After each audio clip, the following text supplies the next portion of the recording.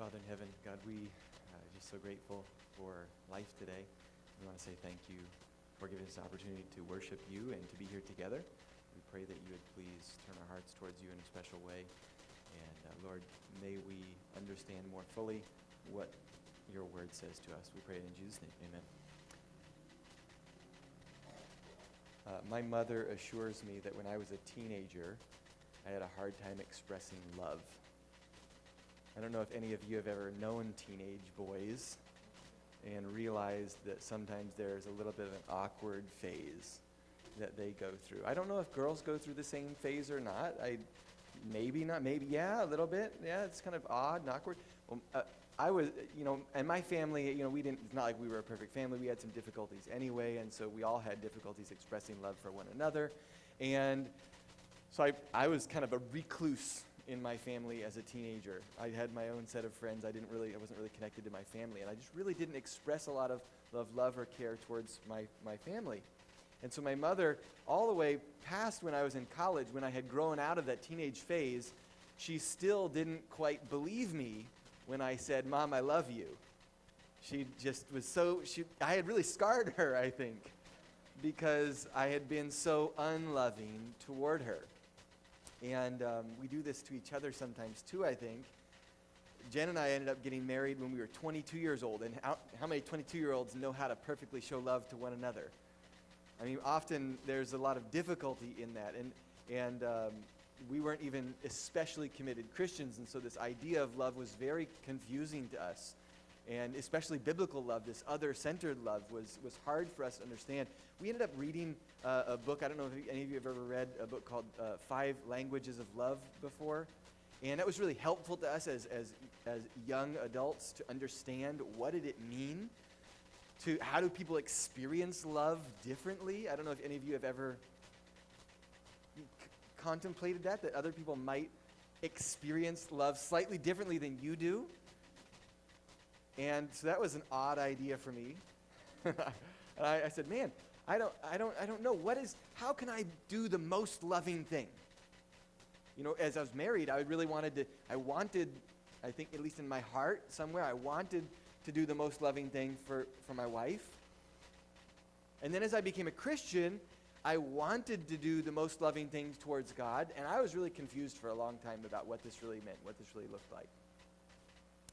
And I think as we've been studying and talking about love, we've kind of left things in a bit of a theoretical stance for a while. And we got a little bit more practical in some recent weeks, but I really wanted to get ultra practical today and just share with you the 2 moments in my life when I had a life-changing event that taught me about love. And so, primarily, I'm thinking about this from Jesus' perspective. When somebody came and asked him, "What's the most important commandment?" What did he say? Love the Lord your God with all your heart, mind, and soul, and all your strength, right? So the most important thing you could do is to do what? Love God. So then you need to ask yourself, well, what's the most loving thing I could do towards God, right? Okay, so that's our first question. But then he said, not only do you love God, what's the second most important thing? Love your neighbor as yourself. And so, well, what does that mean? What's the most loving thing I could do for my neighbor? So I wanted to just kind of explore these things. You might have different answers potentially. You could probably come up with some other biblical answer. I'm going to give you something that's been meaningful to me. And the answer to the first one is, what is the most loving thing I can do for God? I know there's a lot of things you could insert here, but mine is essentially stop ignoring him. That is the most loving thing I think we can do for God. And I want to tell you why. I want to share some Bible verses with you, and I want you to tell me what God's desire is. Deuteronomy 31 and verse 6 says, "Be strong and courageous. Do not fear or be in dread of them, for it is the Lord your God who goes with you. He will not leave you or forsake you." Joshua 1 verse 9 says, "Have I not commanded you? Be strong and courageous. Don't be frightened. Don't be dismayed, for the Lord your God is with you wherever you go." Psalm 23 verse 4 says, "Even though I walk through the valley of the shadow of death, I will fear no evil, for you are with me. Zephaniah chapter 3, verse 17 says, the Lord your God is in your midst. He's a mighty one who will save. He will rejoice over you with gladness. He will quiet you with his love. He will exalt over you with loud singing. Matthew chapter 1, Jesus is given, he has a prophetic name assigned to him from the Old Testament. You remember what that name was? Emmanuel, which means God with us. Later in Matthew, at the end of the book, chapter 28, he gives the Great Commission, and he ends it by saying, and lo, I am with you always, even to the end of the age. You think all the way back in the Garden of Eden, God wanted to be with them, didn't he? He wanted to walk with them. He wanted to talk with them. He wanted to interact with them. He was with them.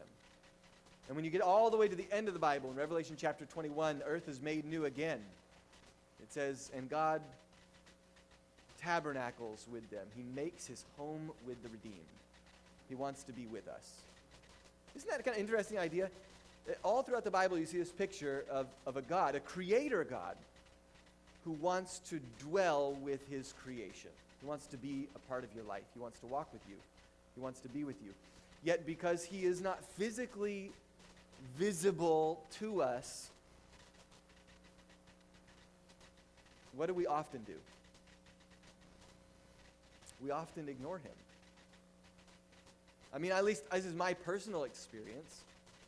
My personal experience is that even as I grew up as a Christian, I grew up in a Christian home, a nominally Christian home, right? You know, we went to church. I even went to a Christian school. I was told these things. I heard sermons. And I did. When I was there on Sabbath morning, that was my time I was going to spend with God, right? That was the time. But then the rest of the week, I can't say I really was cognizant of his presence much at all. At some point later on, I started to, somebody told me it was good to have a devotional life. And so I set aside, the 5 or 10 minutes in the morning when I was also aware of his presence in my life then. But then I would go out from my devotional life. Did he come with me? Not that I was aware of, at least. I wasn't aware. I was literally just almost completely ignoring his presence in my life. Yet what does God want? He wants that covenant relationship with you that we talked about last time, where we are entering into this with him, where he actually wants something like a relationship more so. He wants us to to walk with him, to talk with him. Not just to have a few minutes to pray in the morning and a few minutes to pray in the evening, but he wants to be with us. This is a totally foreign idea to me as a young person. Totally foreign idea to me as a young married person. And this is somebody having spent their entire life growing up in church. Like, how did that happen? Yet, one morning, Jen and I found ourselves in a church in Lodi, California, and we were there because we couldn't go to our church in Clovis, California anymore because there were a bunch of babies at that church, and we just had a miscarriage, and every time we went into church, Jen would start crying. It was a whole scene. And I was totally insensitive and didn't know how to show love to my wife, and so I was like, oh, we gotta get out of here. Come on. So we stopped going to church there. We couldn't go to church there anymore. So we decided to go and visit her dad in Lodi. And one of the first Sabbaths that the new pastor at the Lodi church was there, his name's Brent Brissett. It's probably one of the only sermons I ever heard Pastor Brent preach, I think. But during this sermon, he said something that you probably have heard many times before. God wants to be involved with you more than just Sabbath morning while you're at church. And you as a Christian ought to look for opportunities to worship with other Christians, to be together, to pray together, have that personal devotional time, all those kinds of things, right? And as we left that service, I was totally unimpressed. Yet I'm going to tell you this was the most important sermon I've ever listened to in my entire life. In fact, it's one of the only sermons I probably remember in my entire life. Don't worry, I'm not discouraged if you forget what you hear on Sabbath morning, okay? But I am hoping that every now and again, something is meaningful, right? If not for maybe just for that moment, potentially, but maybe every now and again there'll be one that you remember for a long, long time. This was one of those. And the reason was not because it impacted me so strongly, but because my wife heard something she needed. And so we were driving home the next day, and she said to me while we're in the car, when we get home, the pastor had recommended that we have some sort of small group that we could pray together with, study together with, something like that. And so Jen said to me, when we get home, you should start a small group at our house. And I said, no. And then, remember, I'm a nurse at this point. I'm not even a committed Christian. This is not where, in fact, if anything, I'm trending away from God because I am mad that he let my wife get all depressed, that my life's messed up now. I thought everything was going to be easy. Marriage is supposed to be easy. Come on. And now I'm like 3 years into marriage, and I'm going, God, this is hard. And I wasn't a committed Christian, so I didn't understand the ideas of love that are shared with me in the Bible. I really hadn't really studied the Bible very much. So it was all foreign to me. So she says, again, no, this is really important. Would you please, when we get home, would you please start a small group that we can have Bible study with and pray together with people, like the pastor said? And I said, no. But why don't you pray about it? And I figured as I was telling her to pray about it, that I was off the hook. Because in my worldview at that moment, God doesn't hear prayers. He doesn't answer prayers. He doesn't want to be. It's sort of like trending towards deism. Like I didn't stop believing in God, but I didn't really think that he was much involved with me personally. When we were, heard that we potentially may have a miscarriage, we didn't even pray about that. It was just this really hard moment for us. And so Jen went home on Sunday night. She started praying that we could be part of a small group. And I had started working at a hospital, I think some 8 to 10 months prior to that. And when I started working, there was another young lady who had started working the same time as I did. And I had found out over the course of these 8 months that she went to Southern, but I didn't know her. We didn't go to the same church. We didn't really talk too much. So there wasn't really any reason for her to come and talk to me. But that Monday night, a day after Jen starts praying, God, please let us be part of a small group. Monday night, Michelle LaFuente came up to me at shift change and said, hey, my friend Dean and I are starting a small group Bible study for nurses. We are wondering if you and Jen would like to be a part of that. First one's tonight.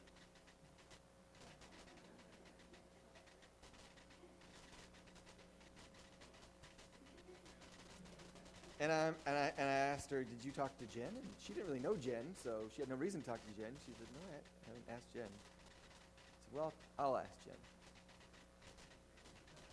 What do you think Jen's going to say, right? So I did. I went down. She was working in the same hospital, just in a different floor. I went down and I asked her. I said, hey, Michelle says that she's starting a small group with her friend Dean, and would you like to go to that? And she said, yes, I would like to go to that. So we went. And it was the very first time that I had ever been involved in an actual Bible study with people on a regular basis. You know what I mean? Like I had done Bible studies. I had gotten baptized when I was 11 after going through Bible studies with the pastor. It's not like that was meaningless. It's just that it wasn't regular. It didn't continue in my life.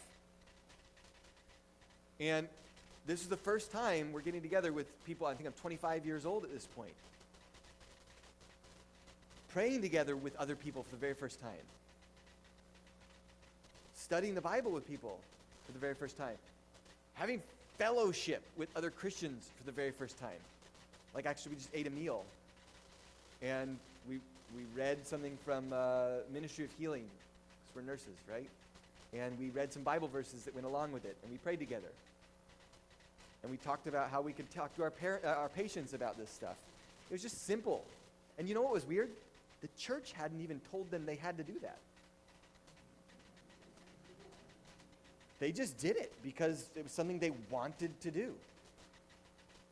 And so it wasn't some church-mandated small group program, which we sometimes try and very rarely succeed.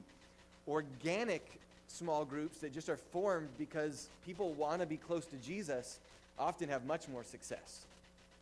Which is one of the reasons I try not to be too top-down in my saying, you guys better have small groups, right? Because it just doesn't work. If I tell you to have small groups, but if I tell you, this is really important to me, maybe you might catch on too and say, hey, maybe I'd like to try that. It changed my life. If I had not heard that sermon, and Jen had not had that reaction to that sermon, and started praying the prayer she did, I am almost 100% sure I would not be standing here today. Remember, I was not a committed Christian. I was not trending that direction. The trend of my life was a different direction. And you know what that taught me to do? As I regularly spent time with other Christians fellowshipping and reading the Bible, it taught me to stop ignoring God in my life. I realized I wanted him to be a part of my life. And in that small little thing that was happening there, where God is kind of waving at me, hey, I do hear prayers, I realized he wanted to be a part of my life too. That was very meaningful to me. That was incredibly meaningful to me. Praise the Lord for that. Maybe you've had moments like that in your life as well. I also recognized in that Dean and Michelle were doing something that was very meaningful also. Can you tell what it was? It's part 2. It's doing the most loving thing you can do for somebody else. Which is very simply in the way I would, if the most important thing you can do is to stop ignoring God and to receive him into your life and to love him, right? Then the second most important thing and the most loving thing you can do for somebody else would be to lead them to Jesus by action and introduction to his word. That's just my simple understanding of this. Not making this more complex than it needs to be. Jesus said the following in Mark chapter 16 and verse 15. Go into all the world and preach the gospel to all creation. In Matthew 28, he gave the Great Commission. He said, therefore go and make disciples of all nations, baptizing them in the name of the Father and of the Son and of the Holy Spirit, and teach them to obey everything I've commanded you. Surely I am with you always, even to the end of the age. In our scripture reading that Pearl read for us this morning, 1 Peter chapter 3 and verse 15, he says, in your hearts revere Christ as Lord, and always be prepared to give an answer to everyone who asks you to give the reason for the hope that you have. Do this with gentleness and respect. Romans chapter 1 and verse 16 says, I am not ashamed of the gospel of Christ, for it is the power of God that brings salvation to everyone who believes. You're not ashamed, you often might share it, yes? 2 Corinthians chapter 5 and verse 20 says, we are therefore Christ's ambassadors. That's even part of something that we hold dear as a church, part of our vision statement, right? We are Christ's ambassadors, as though God were making his appeal through us. You know, friends, this is something that is, I believe, the most loving thing you can do would be to lead somebody to Jesus. I know there might be a lot of other steps that go along with that. Maybe they're not open to that. Maybe you need to pray for them. Maybe you need to pray for an opening. Whatever the case might be. Do you know this was not always something I thought was supposed to be a part of my life? I thought, well, that's only for pastors, right? And in fact, you know, when I became a pastor, a lady who was a friend of Jen's and a relatively new Christian, when I told her, hey, you could give Bible studies to somebody, she said, no, I'm not allowed to give Bible studies. What do you mean you're not allowed to? I'm not a pastor. I'm not an elder. I can't give Bible studies. I said, hang on just a minute. Are you a disciple of Jesus Christ? Well, sure, I guess so. Are you disciples of Jesus Christ? Okay. Who was he talking to? The disciples. He was talking to the disciples. He said, go and do this thing. Go make other disciples. Right? I mean, this is just something simple. I never thought this was something I was supposed to be doing. So after I had been part of this small group for several months, one of our friends, our new Christian friends, who actually wanted Christ in his life. We didn't have many of those before. And so now we actually make friends like that. It was great. By the way, it's great to have friends like that. you should make some if you don't have any, or you should be one. That's always a good thing. If you want a friend, you got to be a friend, right? Okay? But one of our friends invited us to a weekend seminar called Army Bible Boot Camp. It's ARM-Me, A-R-M-E. And it's just like a Thursday night through Saturday night or Sunday morning kind of a thing. It's basically just a bunch of good Christian presenters, fellowship, and good food.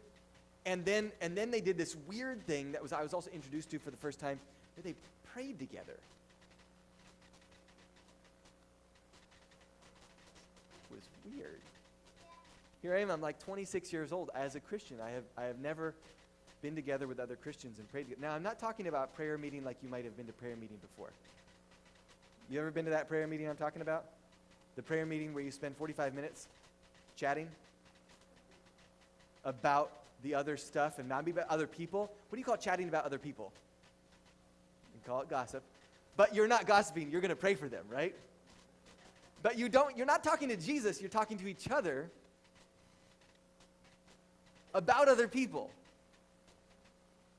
It's awkward sometimes. I got to tell you, I've been to some of those prayer meetings. I'm like, well, this is strange. Why are we talking about all these people? Why don't you just... And you know what was weird in this prayer? It was so weird. We didn't talk to each other. Do you know who we talked to? We talked to Jesus. It was bizarre. Instead of telling each other about prayer requests we had, we just told God. And it was a group, at least it was weird. They invited us to come back at 6:30 or 7 in the morning. I can't remember which one it was at this point. This is 11 years ago. And they said, we're just going to pray together. And just if you want to say something, you can just pray. And don't make it long. Don't make it a big, long thing. Just pray whatever's on your heart to pray about. And so we did. We just, and we prayed for an hour. Man, I'd never in my life prayed for an hour. I wasn't praying for the whole hour. I was listening, and then I think I might have said one or two things. And do you know what they did after that? They had a prayer room where you could go anytime during that whole time, for this 3 days, there was somebody there to pray with. And there was often lots of people. It's 24 hours a day there was somebody there praying. It's bizarre. People praying all night. Who would do something like that? It's Jesus would do something like that, right? I thought this is strange. These are weird people. But it was encouraging, too, to be a part of something like this and to hear all these really good biblical presentations. And one of them particularly stuck in my mind, probably the second most important sermon I've ever heard in my entire life.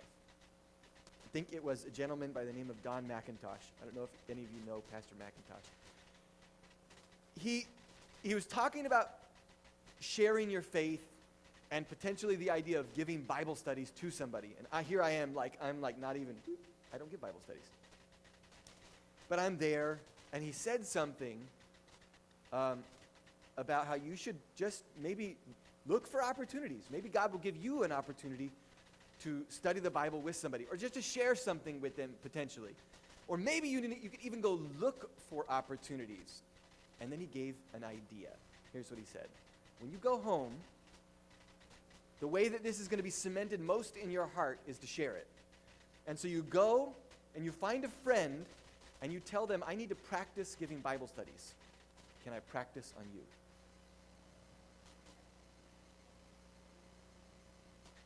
So I went and I found these two friends who I had been friends with for over a decade.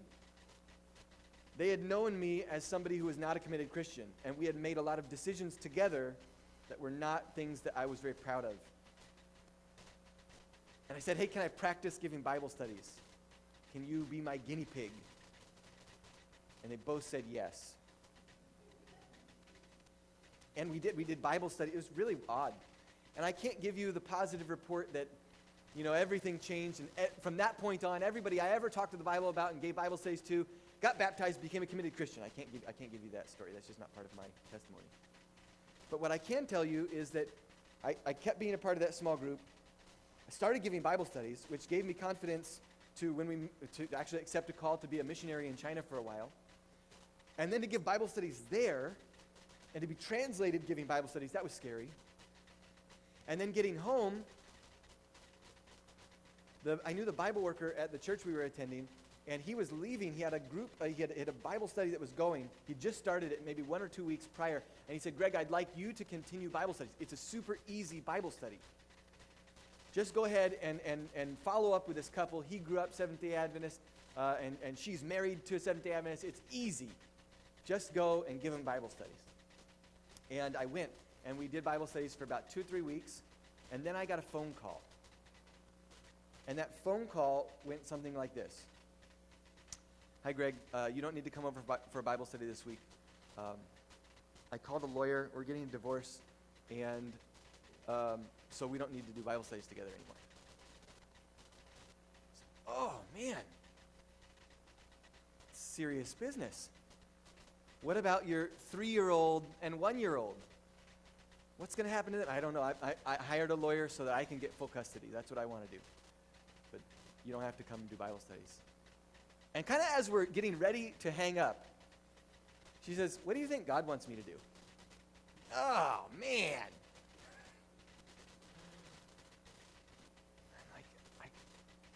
I think the Bible says that he can do the impossible, and that he hates divorce, and that he loves you both, and he wants good things for you. She said, I don't know if I can do anything. I don't know what to do. What am I supposed to do? I said, well, I don't know what to do either, to be honest. Can Jen and I come over and pray with you guys? Okay. So, got in our car, drove over to their house. And the wife answers the door. She says, I'll go get my husband. And he's upstairs. And she goes upstairs. And we hear a lot of yelling. We hear some things being thrown. We hear, get out of my house. I don't want you here. And I'm like, oh my goodness. Sitting downstairs like, what are we supposed to do? What are you supposed to do in this situation? Like, is anything I do or say really going to help? And so she came back down, and she says, he doesn't want to pray. Yeah, I got that. I said, well, can we pray with you? Sure. We prayed together. We left. And she was really encouraged by the prayer. We continued to have discussion. A couple weeks later, maybe 3-4 weeks later, she called me again and she said, hey, I think we're ready to start Bible studies again. By the way, she had told me in the interim that the Bible studies were the last chance that they'd given their marriage. And that they failed the first time, and now they're going to try it one more time. And I'm like, no pressure. No pressure. But I believe in a God who can do impossible things. And I had seen what bringing God into my personal life had done for my marriage, and had done for me personally. And so I just was like, okay, come back, we'll do Bible studies. And we did. And the husband acted like nothing happened, like I wasn't downstairs while all that was going on. And he had started softening up a little bit, and she was really open to that. It was just that something was. It was like something was changing in the house. And several months later, they said, Greg, we want to get baptized. What do we do to get baptized? We want to get baptized together. I said, wow. Really? Yeah, we want to get baptized together. Yeah, this is great. And on the day they both got baptized, they got in the water together with the pastor. And I'm not the pastor, right? Because I was a nurse. I'm standing there back on the one side with them. And I am taking a picture. And I see the wife's been baptized. She's on the other side. And she's watching her husband get baptized. And I took a picture. She is, the joy on her face. And I was hooked. I was hooked. You know, that something happens when you share the love of Jesus with other people. Not just a theory, but when it becomes a part of their life, who they are, when it changes their family. Can you imagine? The eternal direction of that family was completely changed. And to this day, some 10 years later, they are together. They are attending church. Their kids go to the academy. They love Jesus, as far as I can tell when I talk to them. It's fantastic. Honestly, that could keep me going probably for the rest of my life. The good thing is it's happened again several times after that, right? I can't give you the report that it's happened every single time that I've shared with somebody, so don't be discouraged if you've ever shared with somebody and it hasn't turned out the way that you imagined it was supposed to be, right? But I'll tell you what, sweet. It was awesome. And coming out of that on the other side, I can't imagine anything more loving that I could have possibly done for them than to teach them to stop ignoring God. Friends, this is something that's so amazing when we learn the most loving thing we can do. Bring God into your life. I don't know if while you're listening to this particular discussion, you felt like you needed to be part of some kind of small group or a group of Christians who talk together, pray together, whatever, something like that. I know there are several people that I have talked to from our church who really want that, but don't know how to have that. And I don't always have the answers either.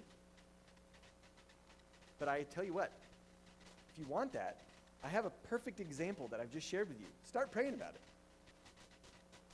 I mean, God did something that I didn't look for, and my life was changed as a result of that.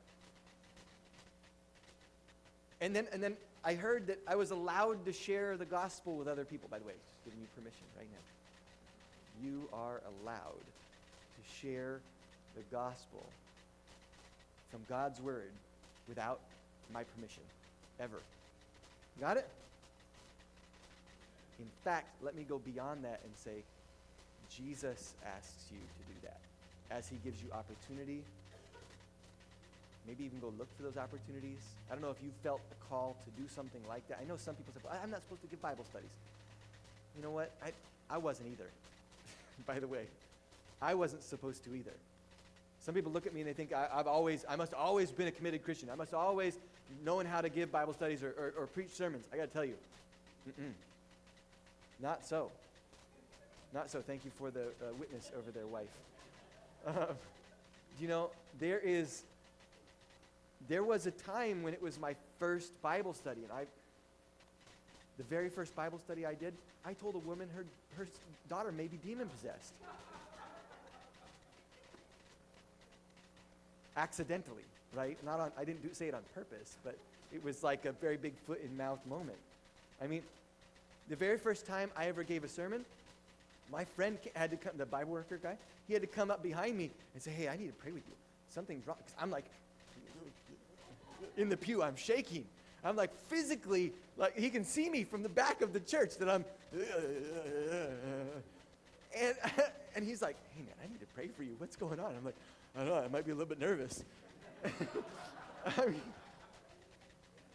so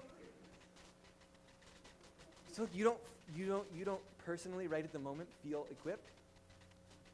I don't care. And God doesn't care either. He's looking for people who are willing. He's looking for people who love him. People who have had that experience of having him personally be a part of their lives.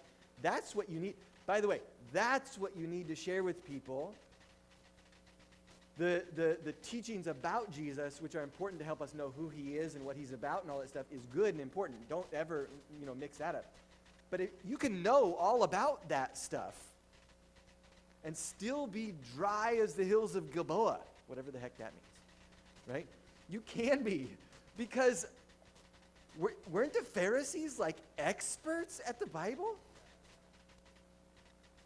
Yet Jesus called them whitewashed sepulchers. You're on the outside you look pretty, but on the inside you're full of dead men's bones. It's not simply that you know the truths of the Bible, but that you actually have a relationship with Jesus. So number one, first and foremost, stop ignoring God in your life. Like he loves you. He wants to be with you. He wants to spend every single day with you. And then when you actually do that, by the way, one of the things he wants to do with you also is to go with you while you're telling other people about this wonderful God. if anything I've said has made sense or made an impact on your hearts right now, you want to tell Jesus about it, I would just invite you to go ahead and stand with me as we're praying, and then we will sing our closing song. So we're going to pray, and we're just going to, whatever's in your heart that God is telling you to do, you can just tell him about that. Let's pray together. Father in heaven, God, you're so good. You are so good to us as well. You've been better to us than we have ever deserved, and we are just so thankful for you. We love you, and we want to stop ignoring you in our lives, Lord. Day by day, I think is what I'm thinking about. Lord, I know that there are people here who want to be part of some kind of a group where we can encourage each other. There are some of us who are encouraged to maybe renew our daily walk with you. Lord, we want you to be involved with us. We want to be involved with you, like a relationship, like we're confessing our love to you. We know that you love us. Thank you for that. God, we understand that one of the most loving things we can do for other people is to lead them into that kind of relationship with you. And I would just pray, Father, that you'd open our eyes, that we could encourage people in that direction. Lord, if we don't feel equipped for it, but we're willing, then would you please help us to know what's needed? Would you please help us to know how to do that? Lord, I know that we'll give you all the glory and sing your praises throughout eternity. Thank you, Father, for wanting to be involved with us. We pray all this in Jesus' name. Amen.